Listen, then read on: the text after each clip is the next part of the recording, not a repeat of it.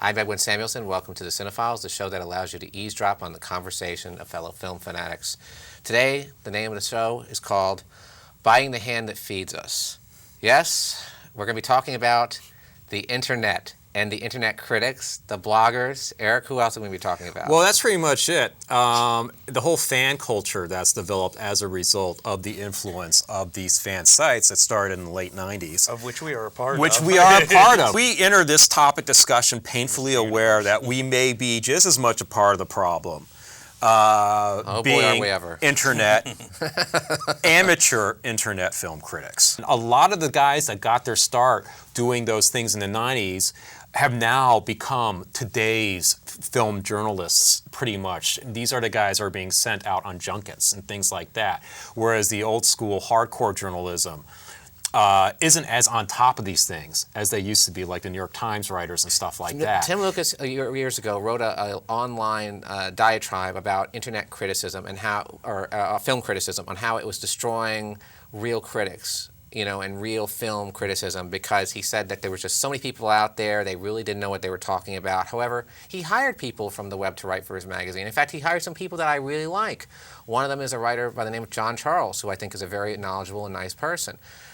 You cannot make a blanket statement. People have to get their start somewhere, and I believe there's a lot of terrific critics on the web. There's some that are not so great, there's some that are, but it's like any type of I don't mean to contradict you, but it's one thing. I mean, I understand I can actually understand and even agree with them that a certain way internet fan sites I can agree have with that. killed criticism.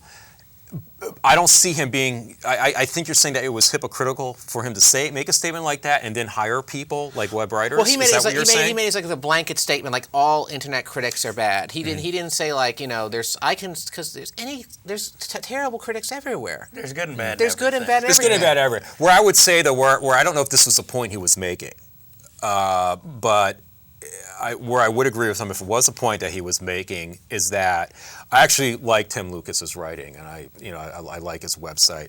That there is a whole new kind of culture, let alone kind of genre of writing, whatever, that's surrounded around. Comic-Con has changed to a great deal because of this.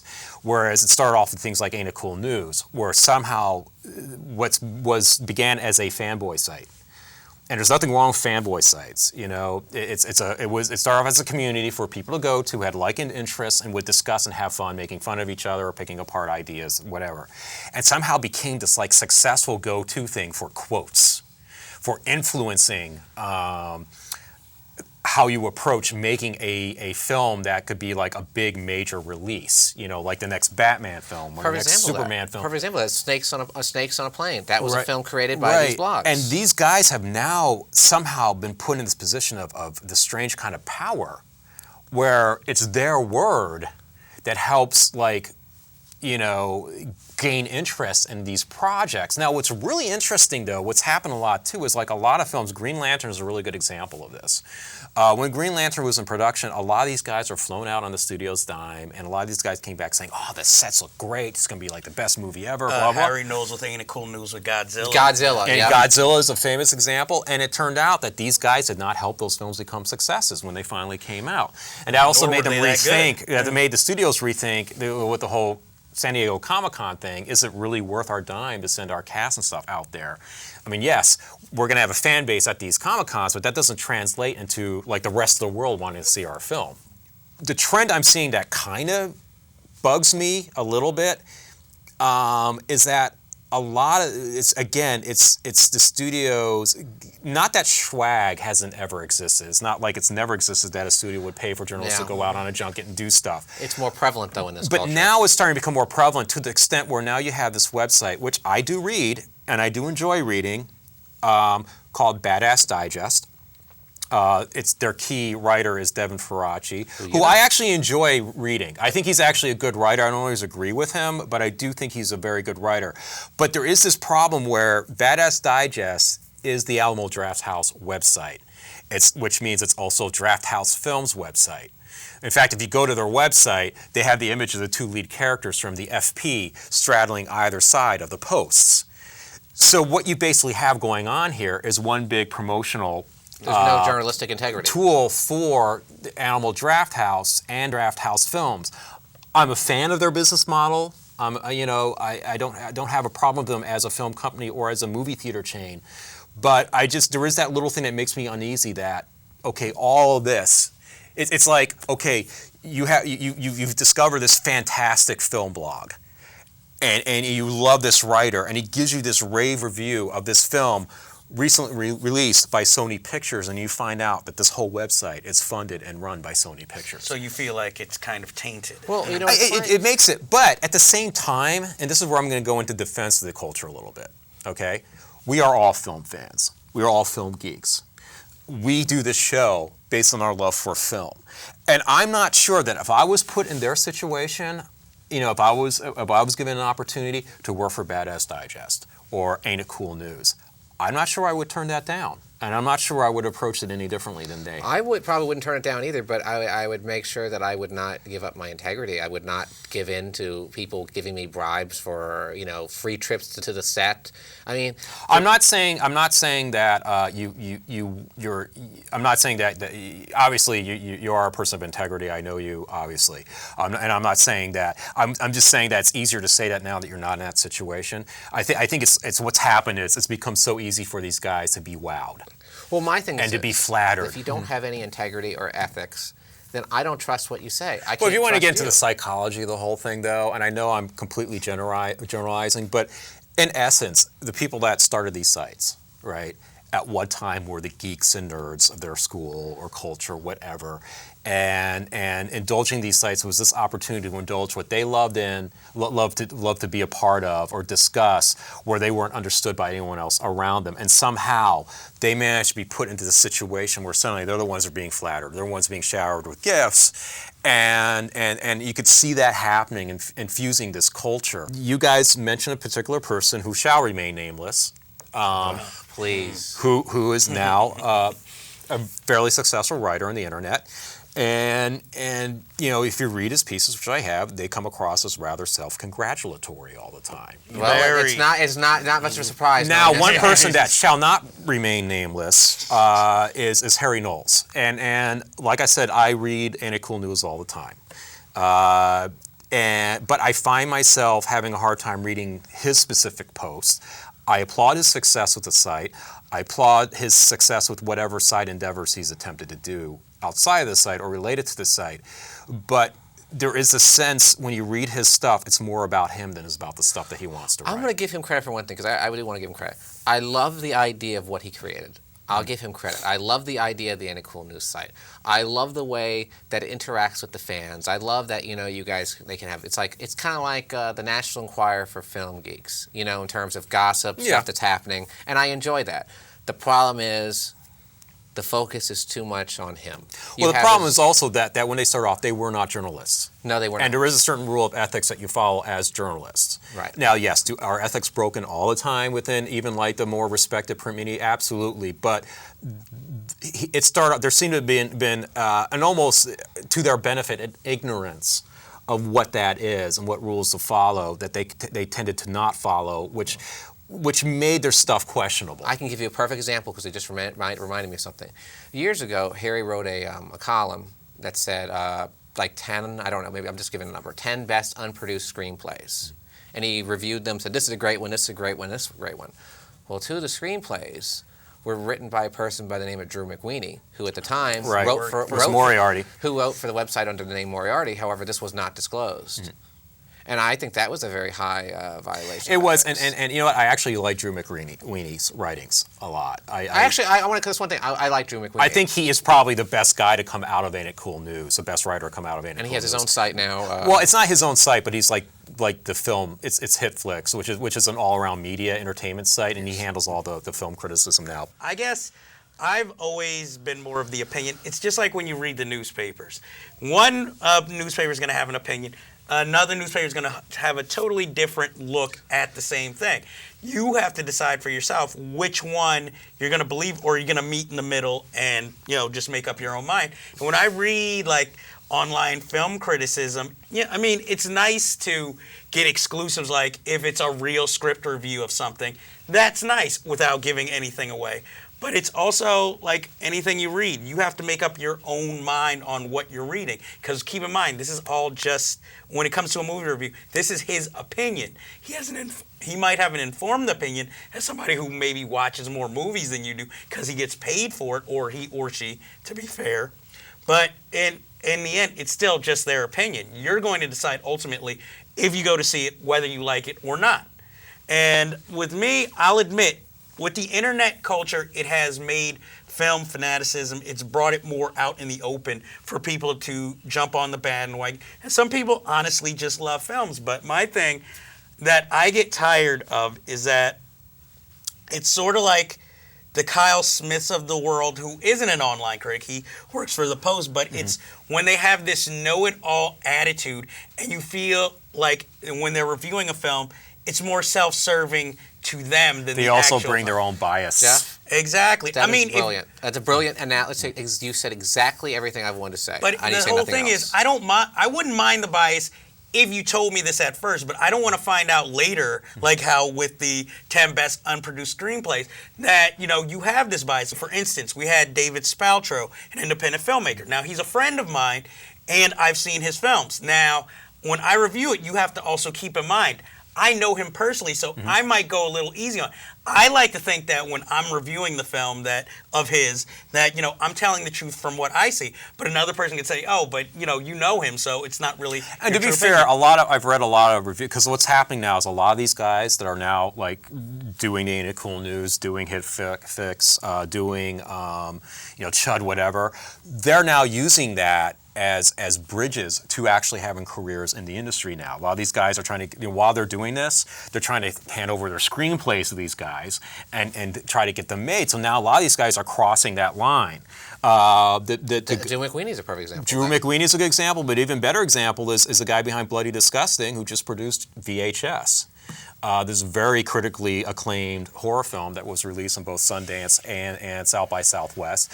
And you've got like Harry Knowles talking about, at one point he was going to co-produce John Carter and Mars, and now he's just released his film with Morgan Spurlock. And I should add, I'm going to, this is a big, I should say that Mike Foltz and I have also produced a documentary that we've both co-directed, which we hope to get more financing soon, so we can find a release, or get it released, or even get it to festivals. So at some point we're going to be crossing. Well, we already have. We're putting our money where our mouth is, apparently, but we're going to be doing that whole thing on the other side of the camera as well. It's not unheard of critics to use their fame to get work in Hollywood. In fact, one of the ones that many people know about is Pauline Kael. Pauline Kael was a critic, of course. She was known as a real nasty bitch, but she's a terrific writer.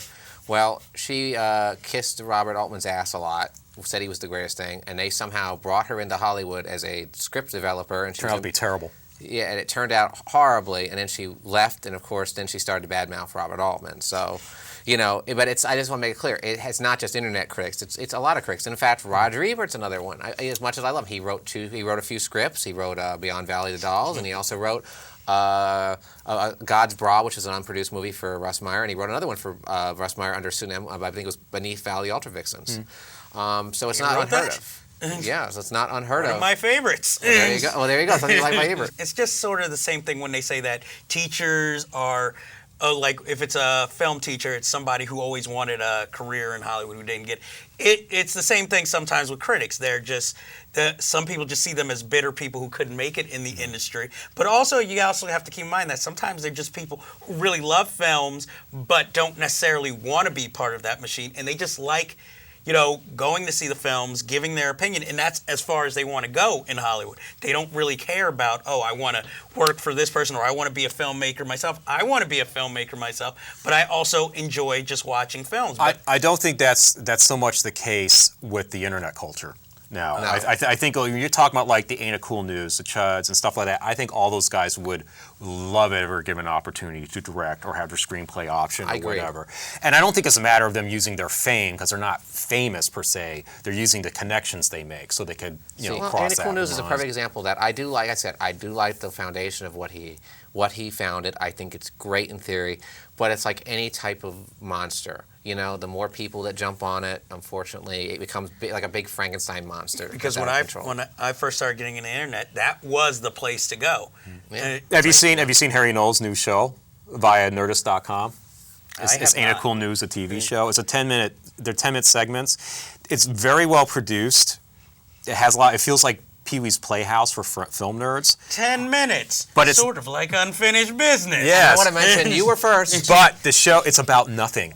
It's not about anything. So it's a CineFiles? It's not. I thought it was going to be, him doing like just basic tidbits of what they do on their website, like gossip, this and that. No, it's him sitting there. Look at this. See this? This is the original hand grenade they threw at King Kong in the original movie. Isn't it awesome that I own this? And he goes on, oh, look at this. I have a catalog for this movie auction, and this is all Marvel stuff. Don't you wish you had this?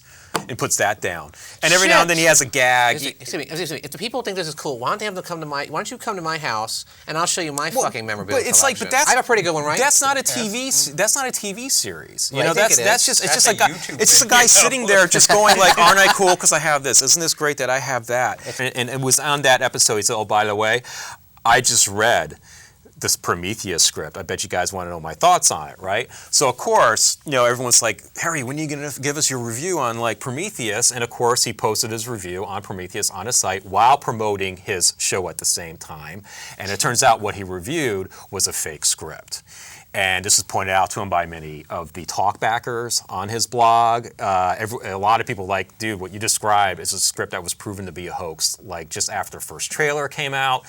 And apparently Harry Knowles tried to backtrack and say, well, actually, I received the script before the first trailer came out. And everyone cried bullshit. And then even the screenwriter, Damon Lindelof, tweeted him and said, you were duped, Harry. That's not my script. No. I think he just used that as an excuse to get him some more publicity for his show. That's probably true. And you know what? People are talking about it. You know what? He got it, and people are talking about it. Huffington Post. Huffington Post gave him a lot of exposure on that, pointed it out. If that's what he wants, he got it. You yourself ran a site. Yeah. A fairly popular one. Yeah, very popular. avmaniacs.com, which used to be... dvdmaniacs.net. I lost interest in it, really. I mean, it's still up. The forum is still going. There's reviews occasionally posted. But I started it, as like you said, when Harry Knowles started his site, he started before the whole internet was what it is now.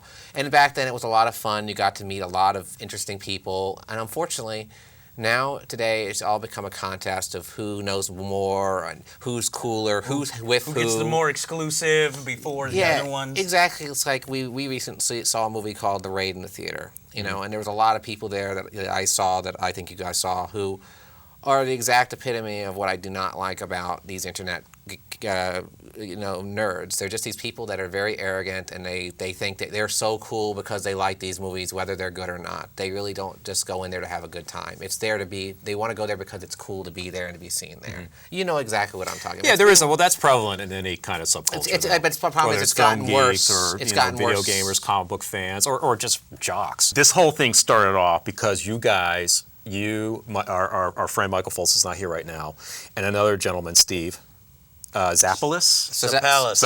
Am I pronouncing his name? By the way, if you do a search, you can see some of his all old appeared shows. on a show called the Ultimate Film Fanatic on IFC, hosted by the original fanzine guy, Chris Gore, who I admire. I loved Film Threat when it was a zine. Then he sold it off, and it became a terrible magazine. And then he bought it back. And now it's a pretty good website.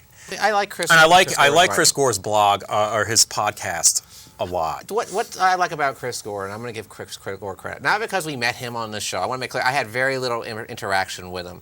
I just said hello, whatever. But what I liked about Chris Gore is that he really is a fan of the films. I never really. And he's honest. He's honest, and in fact. We had an unusual experience in Ultimate Film Fanatic. I can't really speak about it because we signed a confidentiality agreement. Jeff did too. Eric didn't. But Chris, I can say anything I want. You can say whatever you want. But I wasn't there. I'll let you say it. But Chris Gore had a very interesting interview where he talked about his experience on this show, and he talked about as a fan what it was like to be hosting this show. It was hard for him as a fan. He didn't have a positive experience working on that show. He felt it was hampered. And I mean, if you see that, I mean, you guys can go on YouTube. You can see the old footage or whatever. They have it on YouTube. Channel. It's on our channel. It wasn't a very good game show. As we were talking earlier about the Godzilla thing with Harry Knowles is a perfect example. I mean, he was saying how it was great. It was all this movie, and then the movie came out, and he still held to the belief that it was a good movie. And maybe he did think it was a good film. But I didn't think so. Because he likes some really crappy stuff. Well, okay. I mean, God bless him, but there's stuff there. I'm like, where are you coming from? I can give an example. The Faculty. Robert Rodriguez film, I like the movie, but yeah. Which I liked, but the way, since I was a fan of the site, he described how all these shots that were in the film, like, he said, there's this beautiful steady cam shot that's like John Carpenter. I go to watch the film, it's nowhere to be seen. And it's just little things like that, and then once you see the film, you find out he has a small role in the film. There's a DVD review website that I know of. It's not mine, I can assure you. And the person, of course, they give him free screeners. Every review that he has ever written, swear to God, he has been positive. Everything. There is not one film, DVD, or anything he has written that has been negative. And I'm not kidding. I have looked through every single one of them, even discs that were defective, that the factory recalled and said were defective, because there was like a problem with the trans. He still said it was a good disc and to pick it up. Is he the person who they go to for quotes on the boxes of I've these seen films? his quotes. I've seen his quotes on a lot of discs, and also, it's nothing new though. I mean, years ago, Sony got in trouble for inventing an internet critic by the name of David Manning. There is nothing new with a studio buying off critics, and that's a problem. That's always happened, but there is a big what's happened. Advent of internet and stuff like that, you've had an opportunity for people to find their voice in a public forum that they never were able to do before. Not everybody could just go to the New York Times to get hired as a cub journalist. Not everybody could like go to France and get a job at Cahiers du Cinéma. But you have the internet. All you have to do is create your own website, and you can comment as much as you want. And if you become a very entertaining talkbacker or commenter, they may say, "Hey, why don't you write articles on our website? We're not going to pay you, but at least you're going to have a public forum." And that's what's changed the thing. And it's this whole thing where because this is what you love, and you're very comfortable in loving that and having knowledge about it, then you feel like you're very powerful. People suddenly want to capitalize on your knowledge of that thing. Well, the perfect example, like, you remember we were talking about anything can be made with social networking and media. Like, you remember there was this Twitter feed called Shit My Dad Says, which, of course, was just don't forget, 140 characters is what you get on Twitter. Someone's writing it up, it gets made into a sitcom that ran for 2 years with William Shatner. So I would say that my biggest complaint about something like Ain't It Cool News and other sites is that the grammar is usually awful and it's not very well edited. Although Badass Digest is pretty well edited. I've never been frustrated with Badass Digest, despite, we had our issues with that, talking about that earlier. I think it's for what it is. It's a good website. I just wish it was a little bit more honest about its affiliation with the Alamo Drafthouse. Now, we should talk about, there's also, I wouldn't call them more obscure sites, but they don't exactly do the same thing as the Ain't It Cool News. They're not gossip sites. They're just their own attempt to be review shows. Twitch is my favorite. Well, I like Twitch a lot, actually. I love their section where it's just you click on watch, and they have all these like great, because they try to introduce you to a lot of foreign stuff, interesting foreign stuff that you. And I kind of like watching this guy, Brad Jones, the cinema snob. Although I find myself not agreeing with half the stuff he likes, I do find also my other problem having these I think he's a little too impressed with him and his friends and whatever entertainment value is to be derived from his antics with his friends. But I do find myself curious as to what his thoughts are with any new release, and I think he's got a good thing going on his end. I applaud his success with that. I want to mention one of our fans on Facebook and also YouTube. He has a channel called Area Shifty Bun, Horror of Mike. I check out your little blogs occasionally. I want to let you know you do a very good job, and what I like. This is us giving you your shout out. Yeah, man, you deserve Area it. Shifty Bun. Let me tell you, Horror Mike. I always forget your name, and I apologize for that. And you're got a friend in there in Scotland. I'm part Scottish, by the way. But that was a terrible accent. Why don't you do it? You're James. No, I'm not going to do it. You're doing good, James Bond. Why do we always put each other's? That was a terrible accent. Thank you very much. But no, Horror Mike, Shifty Bun, you do a phenomenal job. What I like about your, I've seen a few of your not podcasts, but your videos online. What I like about you is that you really do have a love of film, and that I did it when I was your age, and that's very commendable, and I hope you continue to do it. And I want to thank you, too, for really, really going the extra mile in promoting our show. That really means a lot. Yeah, to all well, of this us. is one of our fans, folks, and he has a good thing going on. You should subscribe to his YouTube. Not only is he a nice guy, though. I want to make his it clear. YouTube channel. This is not like one of those give backs where because we're doing. He actually does have a very good good videos, and I do like his opinions. In fact, he's posted some stuff, and I actually have been tempted to look it up myself. As the only fan of Kevin Smith here, I like to follow his website and his Twitter. I mean, he's one of the few filmmakers I feel who originally started with the internet, interacting with his fan base and letting them know like what goes into. Which I have a lot of respect for. Yes. Even if you don't like his films, you have to respect that aspect of him. That at least he was willing to listen to fans, talk to them, inform them, and I think. I'm not going to say he's the first one or the best who ever did it, but at least it also opened up a door to more people who wanted to make films, giving them a chance of thinking, hey, I could do this myself. And, I'm sure he opened the door to people who he will probably say are even better filmmakers than himself, but he was the one who inspired them. Other than my little tirade for Kevin Smith there, remember, I'm talking about you and I like you. I would like to say that the ones I usually go to, I guess, are more what you would call film journalism sites. I mean, they probably announce as much gossip, but they tend to have, they usually tend to report on things with actual like press releases instead of, rumor has it, which is like the Playlist, the Slash Filmcast, which is a podcast I really enjoy also. Because I discover most of these sites is through podcasting because I tend to listen to a lot of podcasts, especially, unofficially when I'm at work. But, they help me get me through my night and they also, listening to their reviews also help me in my reviews because I tend to try to listen to them, but then think about certain films and break them down in my mind as to like maybe what's appealing about them, what went into making this film so great, or what is basically really wrong with this film if I don't like the film. But I go to those. Those are both run by more freelance journalists, so there's no designated crew, and you get each of their opinions. So you might see a review of, let's say, a Sundance film reviewed by 3 different people and get 3 different takes on it, and that is why I like it. It also gives you a view into, like, let's say, movie things you couldn't necessarily attend, like when Jason Reitman was having those LA readings of like classic film scripts like The Big Lebowski, The Apartment, with all-star cast reading from it. You would get firsthand reports from like Slash Filmcast or the Playlist who are actually there, or if there was a Q&A for a screening of a film, like recently with Stillman did a Q&A with Lena Durham, who had made independent film called Tiny Furniture, and BAM gave her own series of films that she could program and Q&A the directors.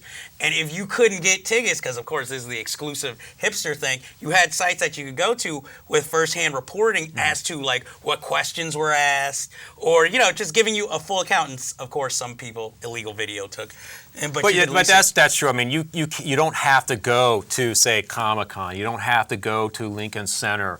If you miss the Q&A, it will show up online. And exactly, especially if you're like in the Midwest and can't attend these things. And officially, not just unofficially, but a lot of stuff is officially shot and officially put up on their respective websites so they can share it with you if you missed it. And most importantly, and we're going to wrap this up, I think the internet, the great thing about it is because of the internet, you're actually seeing us right now talk about this and become fans of the CineFiles. And every day, we're getting more and more people, and it's very thrilling to hear a lot of the feedback. And we love the fans, and we have to recognize that we're part of it. We are part of it. We are part of it, and there may be times where we will hit those ethical moments where we could be accused of the same things that we're accusing other people doing, and it can happen without us even knowing we're doing it. Anyway, this is the CineFiles. I'm Edwin Samuelson. We hope you enjoyed this discussion. Please share it. Thank you, Jeff, for joining us. Jeff, of course, on because Michael's off to see Pulp at Radio City Music Hall. I still say the CineFiles is better than Pulp.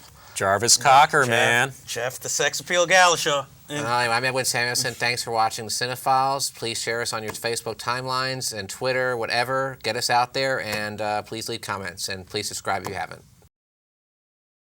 How was that, Glow? Good. I'm going to take a few reaction shots just in case you want them, okay? Thank you. How about this? Now say something serious, guys. Look at them, Edwin. Look at them. After this taping's done, I'm going to go to your place and kill your wife. What? Oh! You want us to be serious? That's a good reaction. So you have the camera on me now? I have it on you. Okay, I'm going to do one where I'm just looking at Edwin, and then I'm going to do one where I'm looking at Jeff. Is that good? Okay, fine. Do whatever you want. I'm on you. Okay, by the way, I'm the one who broke into your girlfriend's place. I'm the one who threw their hammer, and I'm the one who grabbed the ladder, and I jumped into the place, stole your camera, and I think I stole your James Bond car. Which is why I'm going to go home and kill your wife. Get your fingers off that.